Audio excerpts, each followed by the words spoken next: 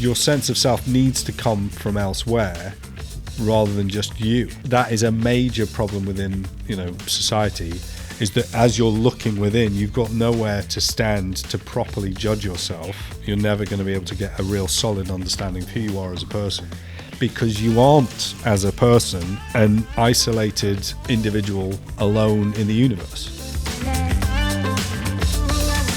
Well, hello and welcome to Popcorn Parenting. My name is Thomas Thorogood and I'm joined by... Nate Morgan Locke. Hi, Thomas. Hello, the reform mythologist himself. That's right. This is the first time you've been on Popcorn Parenting. Yeah, I'm absolutely honoured. James Carey normally did this presenting role, so big shoes to fill. That's right, and I did it with George Simpson when we did the Wish Popcorn Parenting episode, but here you are, stepping into the breach. It's Inside Out too. I'm a little bit disappointed they didn't call it Outside In, but you do what you can, don't you? You do. This is a sequel to Inside Out. It's been 10 years since the first one. Were you excited for this? I was very excited because I think we loved Inside Out. The original film as a family was really precious to us. We'd quote it a lot. It was one that we'd often watched together as a family and really enjoyed it. But as viewers will know, if you listen to the original Inside Out Popcorn Parenting episode, James Carey, he was not as much of a fan. And we might get into some of the reasons why that was later on. So you went in with moderate expectations, is that fair to say? Yeah, we went to see it on Friday night as it came out, so it was all the excitement. We bought ourselves the promotional cups with the little figures on the top for a ludicrous amount of money. We also got given stickers as we went into the screening. So I chose the anger sticker because that feels like the dad emotion. So I was going in. But yeah, we sort of had a whale of a time. I really enjoyed it as a family. And so my kids are sort of around the age that Riley is. And so it was interesting not just to watch it with them, but then in the conversations afterwards as they've reflected on it. It's been fascinating. So we got new emotions. Someone, when you did your little reaction to the trailer, someone commented they were a little bit concerned that all the new emotions appear to be negative. Because what have we got? We've got anxiety, envy, embarrassment, boredom are the new emotions that join the lineup. Yeah, quite negative. Yeah, well, maybe. Joy is the only positive emotion of the original ones as well. Yeah. So you've got sadness, anger, disgust, and fear. And then, of all those emotions, the only positive one is joy. And so I actually had a really good chat with my kids about, do we think that's the right balance? That everything that's positive should be summed up in joy and everything else is just negative. And there was discussion about what is anxiety if not a subset of fear, and they do address that in the film. They make a point of saying the relationship between them, but it does seem to be that these new emotions are going to overwhelmingly be negative, and I think that's partly because of the kind of therapeutic approach that the film is taking. Right. It wants to set you up to say the human being is kind of at the mercy of these sort of just emotions that come up to us, and we've just got to work out how to process them, rather than that you necessarily develop your character and personality by developing new emotions in order to cope with stuff. So we might get into that later on as well. Yeah. So stay tuned for after the spoiler warning when we dive into those deeper themes of puberty, panic attacks, and personal development. Shall I do some cold, hard facts? Sure. Nate? Why don't you? So, Inside Out 2, produced by Pixar Animation Studios, directed by Kelsey Mann. I think it's Man. Screenplay by Meg LaFauve and Dave Holstein. Voice work from Amy Poehler, Maya Hawke, Tony Hale, Lewis Black, Phyllis Smith, among others. Budget of $200 million. And it's already made $294.2 million at the box office at the time we're recording. So it's doing all right. That is a pretty good return on investment, you might say, after one weekend. Do you think this is Pixar potentially getting back on the wagon? They did have some financial flops during lockdown with Well, there was a lot of straight to Disney Plus Yeah. kind of stuff, wasn't there? And I don't think that quite Yeah. blew up in the way they were hoping. Yeah, I think this is them getting back onto it and realizing, you work with your recognizable IP, then people are going to watch those films. Yeah, even 10 years later. 10 years on. Nate, can you give us In a World? In a world of a 13-year-old girl's head, that's Riley Anderson, we meet the old gang, joy, anger, sadness, fear, and disgust, but they're joined by new emotions as the puberty alarm goes off. Burp, burp. Joy and the OG crew are thrown out from headquarters, and the question is, will they make it back in time for Riley's personality not to collapse completely? There we go. So we're going to drop a spoiler warning now and get into some of those deeper themes. Hello. Ah! I'm anxiety. Where can I put my stuff? A new emotion. Oh, I'm sorry. We wanted to make such a good first impression. What do you mean we? Puberty, panic attacks, and personal development. Should we start with puberty? You mentioned there's one night this alarm is blaring on the console. Yeah. Puberty. They don't know what it is. Yeah. Let me catch you up. Riley's officially a teenager now. What does the film do with that? Well, it's interesting because they yeet, I think is the phrase that people use. They yeet the puberty alarm to the back of the mind, which Yes. Joy has been doing with various negative experiences and memories. So we're basically going to try and suppress this thing called puberty, which is obviously a perfectly normal stage of human development. But of course, it comes as a shock because it's disruptive and we're changing, our bodies are changing.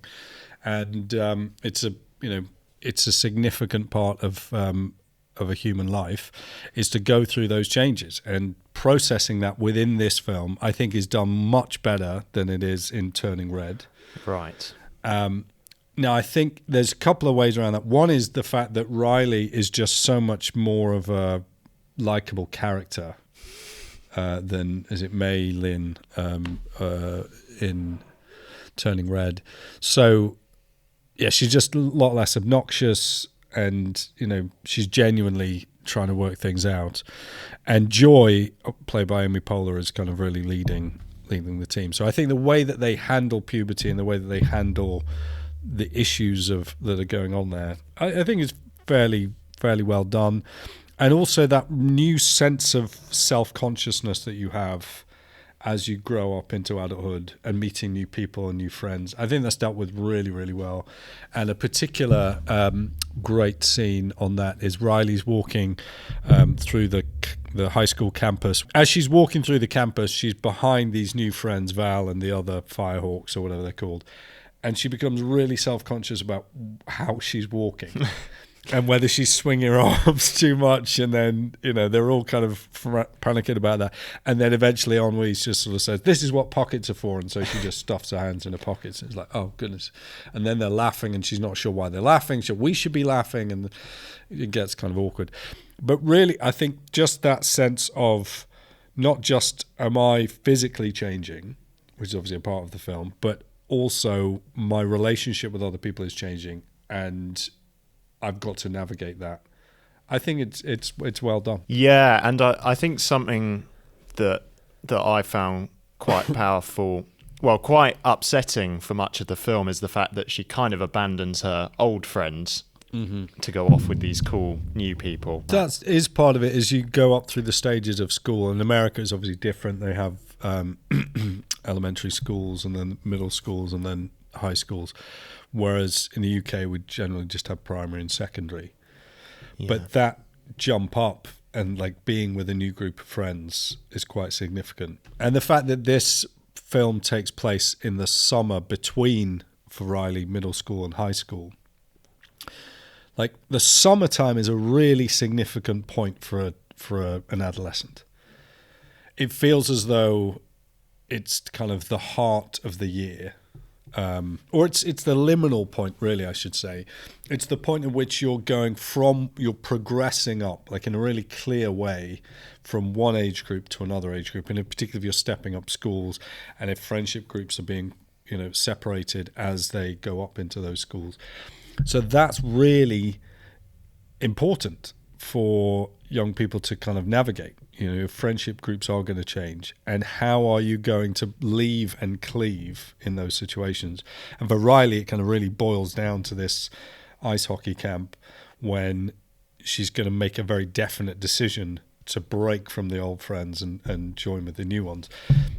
And we all have to make that, that kind of choice. I mean, you could be like me and not have any friends, and that is just a protection against having to leave and cleave. But yeah, it's going to be a challenge for for all young people who are going through in different communities and growing up. Nate, you have lots of friends. But interesting that shift is shown to be motivated by anxiety, isn't it? When anxiety kind of takes control of the console, it's like, hang on, we've got to think about the future, and we've got to be strategic about this. Yeah. It's sad to leave behind the old friends, but if we're thinking about Riley's future and how she's going to do well in this team, and so that was quite interesting as showing anxiety as this potentially quite pragmatic and quite cold force. Yeah, because of course they could have played anxiety the other way. They could have had anxiety be concerned about leaving these other friends, and you could have played it that anxiety was nervous about leaving like comfort and security, and so was trying to manage everything else. But anxiety seemed quite determined to leave those old friends behind and to jump onto the new ones. And I don't know whether that is necessarily intrinsic to anxiety, because you could be anxious about your relationship with your current friends. That's a possibility. Yeah. And there is a point in which they're in the car and you jump inside Riley's friends' heads as well. That was fun, wasn't it, to see inside other What's funny heads. about it, and I think this is quite important, that Riley's emotions have their character design. So there's joy and sadness and anger and fear and etc. And they look a particular way. And anger is masculine, and disgust is feminine, and that's how they are. Now, when they go inside the parents' heads or inside the friends' heads, they are still the same character design, but with like a wig or a mustache on, right? Yeah. To differentiate, or a slightly different costume change. Now, I quite like that because it's Pixar saying, don't take this too seriously. Because really, if you stop and think about it in a proper, important way, you'd go, oh no, but all these characters need to be their own developments of those characters. But in order to differentiate between Riley's headquarters and her friend's headquarters and her parents' headquarters, you just have these kind of comical disguises, as it were, which are quite funny. Yeah, and I suppose in order to truly set her apart as the protagonist and spend most time in her head, you, in a sense, don't want to develop the world of the other minds too much, because that could become a bit overwhelming. And it will actually, because I think one of the issues with Inside Out and Inside Out 2, we might get onto this, is it does present a profoundly self-absorbed, like individualistic, atomized view of what a human being is. Like fundamentally, a human being is alone. They're just inside their own head, and they can't ever properly communicate with other human beings. The development of the two worlds of San Francisco and its surrounding area and Riley's mind, they're actually totally separate. And the real Riley is the internal Riley, and that's a problem, I think, because it means that the connections that she's going to have with anyone else, which when you jump into their heads as well, is going to be a problem too. Those emotions are separate from one another. How does the joy of Riley ever meet with the joy of her mom or joy of her friends? They are always going to be kind of separated in that sense. And I think it's a particular issue. We'll get into this when we talk about the panic attack of, okay, so if we are individuals who are flawed, how do we overcome that? Yes. So obviously, as you said, anxiety and the new emotions have kind of taken over the head during puberty. And anxiety is mapping things out and putting lots of orange, anxious thoughts into the pool, which is growing this tree, which is a belief system. And it's quite an interesting idea to represent the belief system of a person as a tree and this kind of thing that's growing and developing. And so whereas Joy and the others were building a belief system that was very kind of positive and, you know, Riley saying, I'm a good person and I'm kind, which was kind of annoying. It was like, oh, if you do say so yourself. Anxiety rips that tree out and starts growing this new orange tree, which is all about, you know, strategic, mapping out the future. You know, we need to be concerned, meticulous about all these things. But it kind of then shoots itself in the foot during the game, and she's surprised to discover that as they start playing, it then starts saying things like, I'm not good enough. And it's like, oh no, this new belief system we've been building, we thought it would help Riley. But actually, it's just making her be really self-critical to a kind of overwhelming degree. And it just it literally becomes this panic attack that's represented by this kind of swirling whirlwind around the console.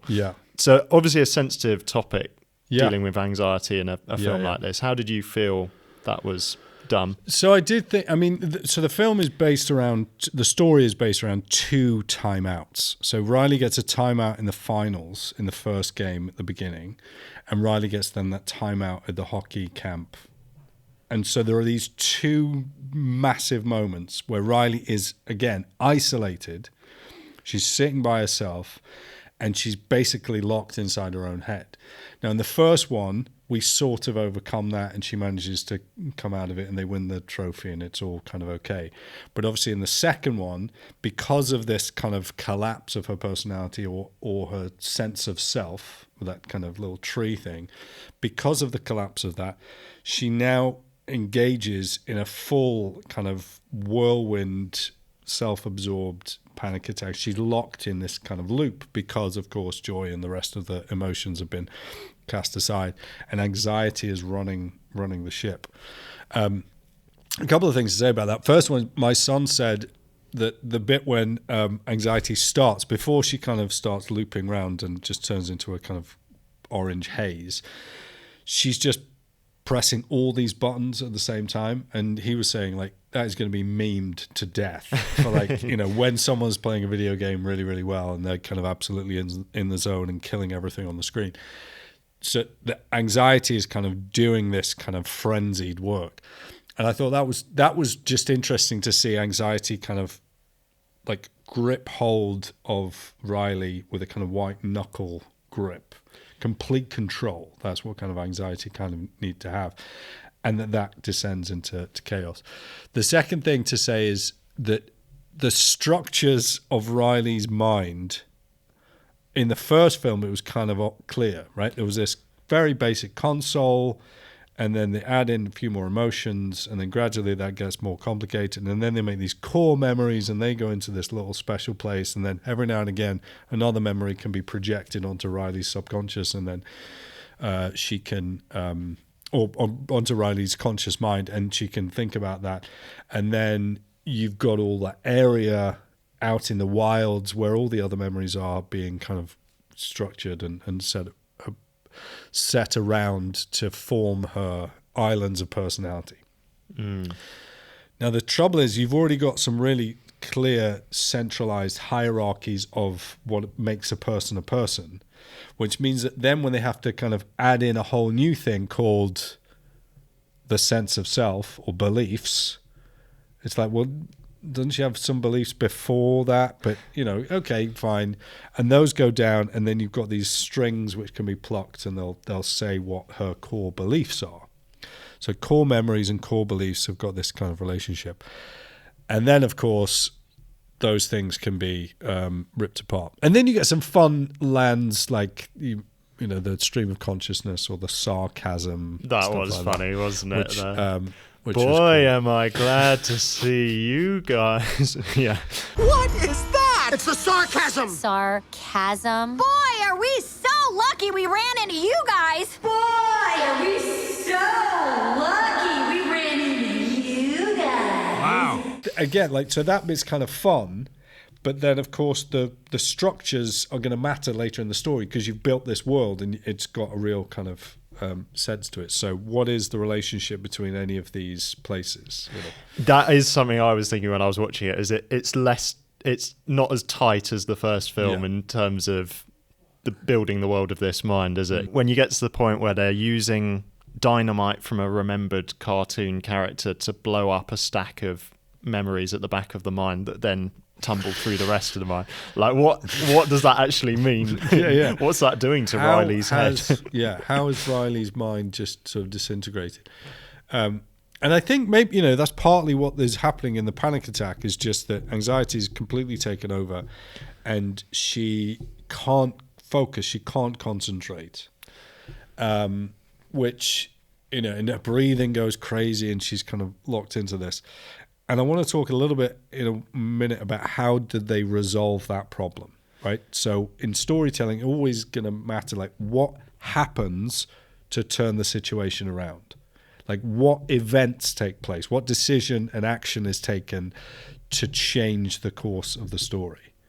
So the build-up to that panic attack, as you say, Joy and everyone else has been cast to the back of the mind, and they go and find this, version of herself that they're going to retrieve, and then the explosions through Pouchy, they ride the tidal wave, and they manage to get themselves back to headquarters, and then they're going to wrestle the current sense of self away, which is I'm not good enough, and they're going to try and jam in place this new sense of self, and that's going to have all its complexities.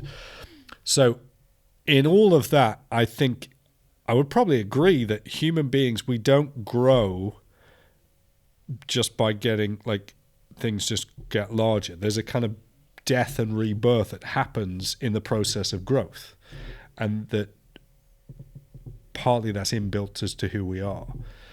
That you need a new operating system, in a way, to treat human beings like mobile phones or something. You need a new way of reframing the world, which I think in lots of ways is a positive film. The question is, how does someone in a panic attack who is overwhelmed by everything, how do they calm down? What is it that's going to happen? Now, of course, Joy is the hero of the story. So it's Joy who's going to be able to get in there and eventually be able to, like, rugby tackle anxiety off the console to give Riley that release. But go back into the real world of Riley's story, as she's sitting in this little penalty bin thing, whatever they call it, sin bin. What would we see her doing to overcome a panic attack? Because we're being told that, like, Joy is returned to overtake anxiety. Good, that's great in the mythos of inside Riley's head. But what is it that, if you were to chat to Riley later, she would be able to say helped her get out of it? Now, the only thing other than what's just happening in Riley's own brain or her mind is that there's some sunlight coming through a window, which is like the closest thing you get to transcendence in the Inside Out universe. And I thought I felt really sad for Riley at that point, that if we're saying that you need to get over your panic attack yourself, by yourself, alone, in your little perspex screen, like you've got, you've got to, like, get over it, just calm yourself down. But there's nothing that's going to come externally to you to actually relieve you. And so her friend, who she's, I think, knocked over and tripped up or something, and who's got hurt, at some point, like, skates past her, and she doesn't. I was hoping there'd be, like, the friend would come and, like, reach out to her as she's kind of panicking and say, Riley, it's okay, you can just help her. But that Riley has to do that by herself, I think, is really depressing. It suggests that the human being must just work this out on an individual basis. And I think as Christians, we want to say, actually, there's way better news than just, sit there and your brain chemistry will gradually fight it out, and hopefully joy will be exploded to the front of your mind again, and the anxiety will go away. Yes. That there are real events and real news and there are realities in the world that you need to hear and you need to be informed about, which will save you, solve your problem, rather than this is just something you need to lock yourself inside your own mind until you've resolved it. And I think that's a really big issue within Inside Out, and Inside Out too, that it's just so self-absorbed, so atomized, so yes, isolated. That's really interesting, because on the one hand, at the end, you do have a slight sense of repentance, because originally there's a sense that the emotions of the first film are quite naive, and so that tree that they build that just says you're a good person, you're like, actually that is not a good message for Riley. And the film kind of acknowledges that, because towards the end it's now this shape-shifting tree that's saying some things like that, but other things like, actually no, I'm a bad person, I've failed, I've let my friends down. And actually all of that, she needs to come to that realization that she has been horrible to her original friends. But as you say, again, it is a very inward looking, oh well, this is all just going on in my head. There's not a sense of an external force coming in to transform. And I get the point. It's a sense of self, right? So what do you think about yourself? And that's quite a significant thing. What you think about yourself is going to matter.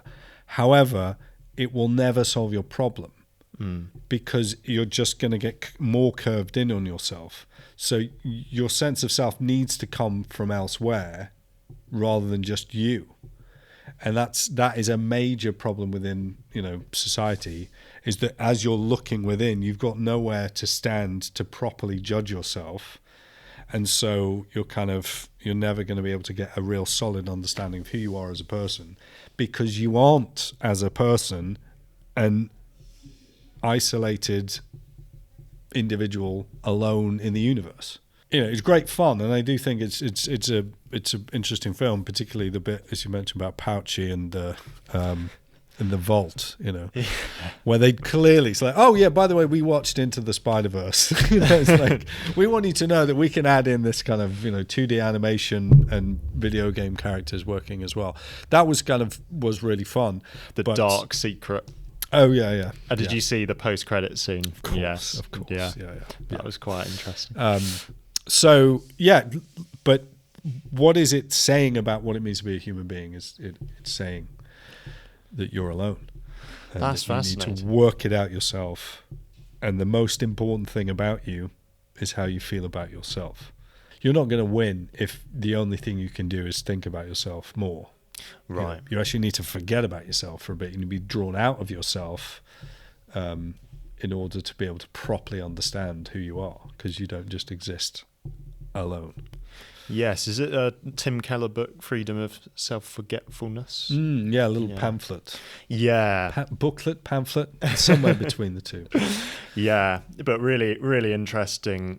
The things that we maybe find slightly unsatisfying about this film actually indicate a problem with our view of the self. So on the personal development thing, the final theme, it's interesting that at the end they find a way of working with the new emotions. Yeah. And anxiety is given a bit of time at the console, but then she's sat in an armchair and given a cup of anxiety. Nice little pun there. Yeah.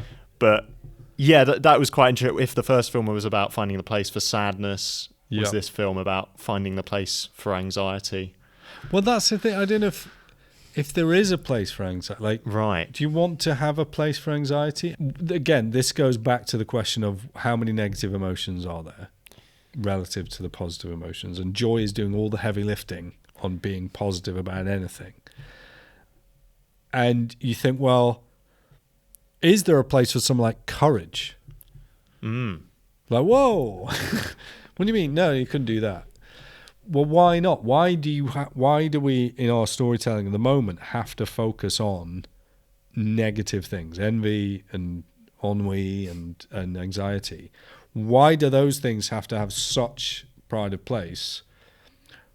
It's probably because we're in a culture where everyone is hyper aware of their own anxiety and issues.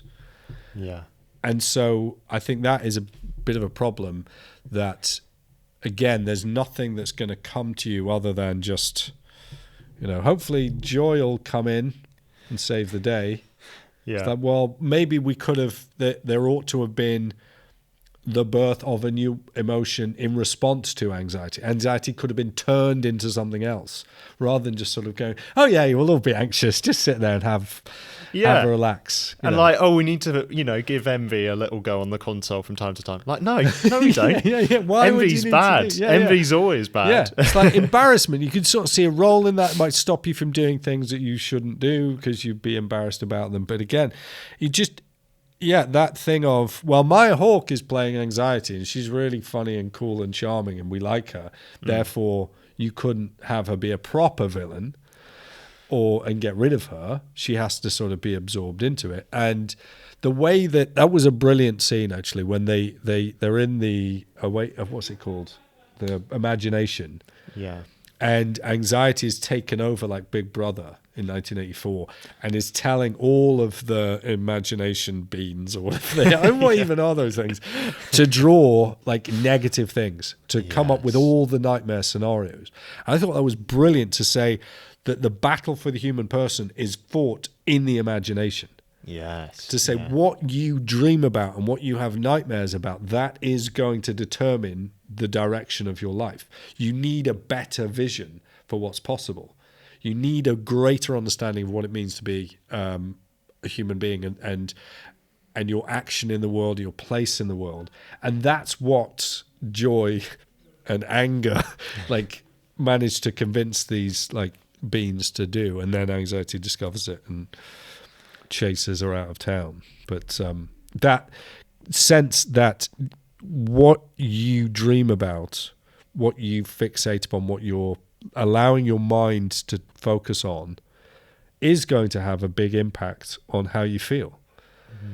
And so, you need to replace, the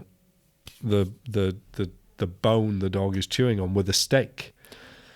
You need to give a better vision of what's possible. And then I think that is possible within a Christian understanding, that you can be captured by a far more compelling, vivid picture of what the world can be and what your place can be within it. And it speaks to the imagination. Yeah.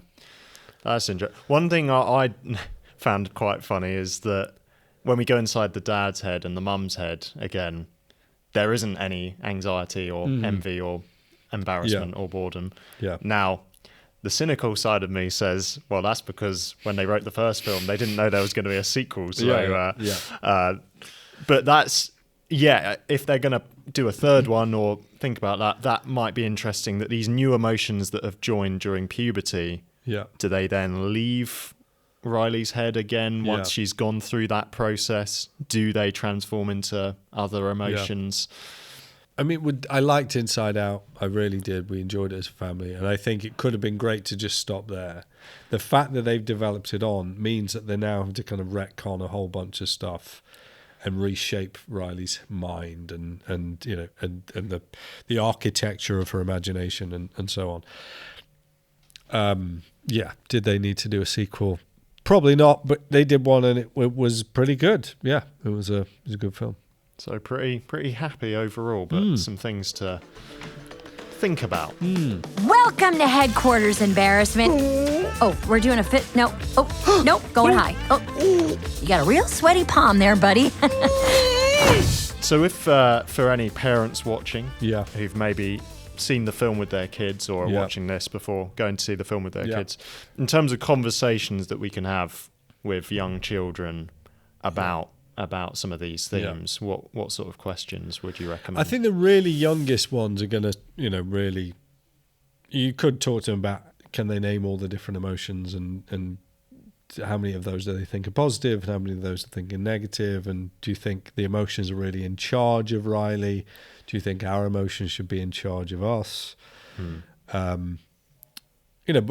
obviously ask them what they liked about the film, what they enjoyed about it, what parts of the animation they enjoyed, which character was their favorite character, all those kind of normal things that you just talk about a film. But yeah, if you're looking for some conversation around the meaning of it, yeah, I would. How does Riley get out of her panic attack? What would that look like if that was possible for you to overcome those? It's a big question about what's the role of spirituality. There was a great line, I forget where I heard it, but the best way to worry about everything is to pray about nothing. Right. It's something, one of those like smart ways of putting it. I've probably gargled it, but worry, anxiety, and relationship with God, how are those two things in tension? If you were going to add any more new emotions into the story, what would you think would be important? Because another good one you say courage. I was thinking as well, compassion. Compassion, yeah. I mean, there's debate about to what extent is compassion an emotion, and these films are going to have to simplify things to some degree. We often read in the Gospels, don't we, that Jesus was filled with compassion. Yeah, this kind of stomach churning compassion for people around him, and that would be a positive thing to come into Riley's mind. And trust as well, and you kind of have to go with the opposite of the emotion, like envy, contentment. Is there a character who could just be super content? Like that would be quite interesting to see. Just very it's good, great. There was nostalgia. Nostalgia, She's funny. She pokes her head around the corner every now and again. Which is interesting because when you're about 13 is the first time you start to have conversations with your friends about, do you remember when we were little, we used to watch this TV show? And so kids start to enjoy the experience of nostalgia. I think the book of the Bible to read when you think about Inside Out and Inside Out 2 is Philippians, because Philippians is all about joy. So it's all about joy in Christ through suffering in fellowship, right? So that's the major themes. It's just a book effervescing with joy. And particularly in chapter 4, when Paul says, do not be anxious about anything, but in everything, by prayer and petition with thanksgiving, present your requests to God, and the peace of God, which transcends all understanding, will guard your hearts and minds in Christ Jesus. So that, as a kind of Christian response to Inside Out and Inside Out 2, I think is essential. We've got to say, well, joy is promised us in Christ. So where does joy come from? It comes from hearing the good news about Jesus and having other people share the good news about Jesus, and for us personally, meditating and remembering the good news about Jesus. So that's going to be essential. But also the way you deal with anxiety is spiritual practice, is the prayer, is the speaking to God by prayer and petition with thanksgiving, and the peace of God. So that sense of peace that's going to come, it doesn't really come out in Inside Out 2, but peace comes as the peace of God guards our hearts and minds. So there is this sense of the Spirit of God who is going to come and bring the peace of God to us as we reflect upon our relationship with Christ, or in Christ with God. Amazing. Thank you. So joy in Christ, not by dredging up from within. If I just look at my own navel for long enough, hopefully joy will come to rescue me. Yeah. Well, thanks for watching, everyone. Do subscribe to the Reformed Mythologist channel for more content like this.